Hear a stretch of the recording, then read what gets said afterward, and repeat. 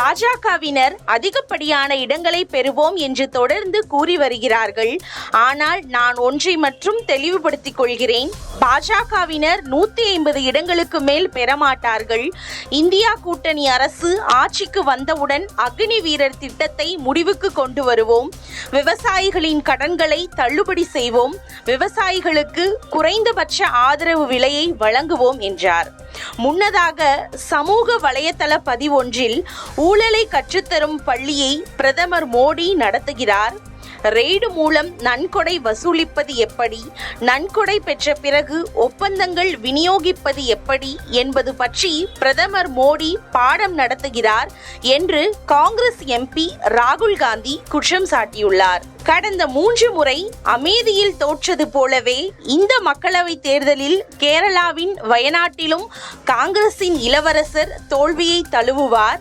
அதன் பின்னர் ஒரு பாதுகாப்பான இடத்தை அவர் தேட வேண்டும் என்று ராகுல் காந்தியை பிரதமர் மோடி கடுமையாக விமர்சித்துள்ளார். தமிழகத்தின் 39 தொகுதிகளிலும் சட்டம் ஒழுங்கு பிரச்சனை ஏதுமின்றி மக்களவை தேர்தல் வெள்ளிக்கிழமை அமைதியாக நடந்து முடிந்தது.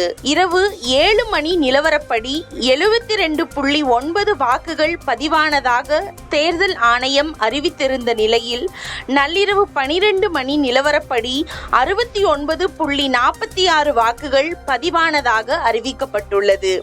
தெளிவற்ற வாக்கு விகித வேறுபாடு மக்களிடையே குழப்பத்தை ஏற்படுத்தியுள்ளது.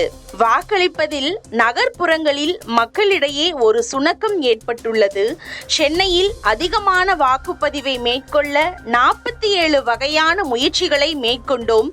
அந்த முயற்சியை நாங்கள் மேற்கொள்ளாமல் இருந்திருந்தால் இந்த வாக்குப்பதிவு சதவீதமும் இருந்திருக்காது என்று சென்னை மாவட்ட தேர்தல் அதிகாரி ஜே. ராதாகிருஷ்ணன் கூறியுள்ளார். தமிழகத்தில் வரும் ஜூன் 4 அன்று வாக்கு எண்ணி முடிவுகள் அறிவிக்கும் வரையிலும் அதிமுக மற்றும் கூட்டணி கட்சிகளை சேர்ந்த வேட்பாளர்களும் நிர்வாகிகளும் முகவர்களும் கவனக்குறைவாக இருந்திடாமல் மின்னணு வாக்குப்பதிவு இயந்திரங்கள் வைக்கப்பட்டுள்ள வாக்கு எண்ணும் மையங்களை மிகுந்த எச்சரிக்கையுடனும் விழிப்புணர்வுடனும் இரவு பகல் பாராமல் சுழற்சி முறையில் 24 மணி நேரமும் கண்காணித்திட வேண்டும் என்று அதிமுக பொதுச் செயலாளர் எடப்பாடி பழனிசாமி வேண்டுகோள் விடுத்துள்ளார். தென் சென்னை மக்களவை தொகுதிக்கு உட்பட்ட வாக்குச்சாவடி எண் 13இல் திமுகவினர் வாக்குச்சாவடியை கைப்பற்றும் முயற்சியில் ஈடுபட்டுள்ளதாகவும், எனவே இந்த வாக்குச்சாவடியில் மறு வாக்குப்பதிவு நடத்த வேண்டும் என்று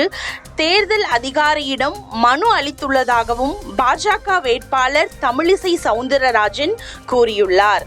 மோசடி செய்தாவது மேகதாட்டு அணையை கட்டுவோம் என கர்நாடக துணை முதல்வர் சிவகுமார் தெரிவித்துள்ளார். ஆனால் இது குறித்து தமிழக முதல்வர் மு.க. ஸ்டாலின் வாயை திறக்காதது ஏன் என பாமக தலைவர் அன்புமணி கேள்வி எழுப்பியுள்ளார்.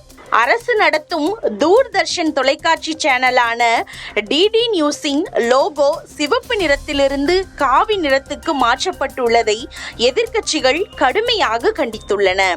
மாநிலங்களவை உறுப்பினரும் பிரசார் பாரதியின் முன்னாள் தலைமைச் செயல் அலுவலருமான ஜவாஹர் சர்கார் இது குறித்து தனது எக்ஸ் தள பக்கத்தில் குறிப்பிடும் போது, தேசிய ஒளிபரப்பு நிறுவனமான தூர்தர்ஷன் அதன் வரலாற்று சிறப்புமிக்க லோகோவை காவி நிறத்தில் இருப்பதை கவலையுடனும் எச்சரிக்கையுடனும் கவனித்துக் கொண்டிருக்கிறேன்.